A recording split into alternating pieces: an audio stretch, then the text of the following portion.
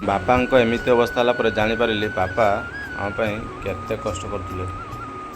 हाय सांग मैंने जय श्री जगन्नाथ आपण समस्त को आज गोटे नुआ ब्लॉग स्वागत। तो मुझे अलरेडी बाहरी सारी काम को जावाई मो माँ एपटे तुलसी गछरे पानी दौले सांग मैंने ये आम रोषे घर बर्तमान रोषे चलती स्कूल को छुआ टिफिन लेकिन जो मोर रुटी हो सारी बर्तमान आलुदम हो आलुदम भुगनी मटर भुगनी तरकारी स्कूल लेकिन जीव आपटे कटमा आमर रेडी होती स्कूल जावाई मुझे बाहरी काम को जावाई।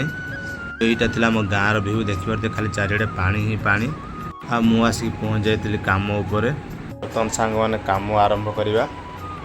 आज खाइबार थिला मुढ़ी सहित चप आलू भजा पियाज आचार आम समस्ते खाई देइथिलु और आसिक पुणी काम लगी जाइथिलु।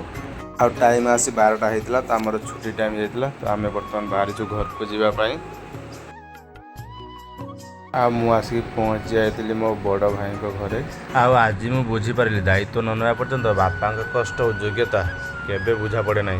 आलू सबको दिभा करके मु घर को अधा भाग नहीं पलि आसनी।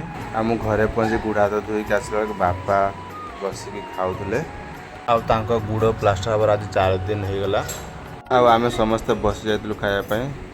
आज खाइबार थिला माछ बाटन तरकारी चचड़ी पोटल भजा।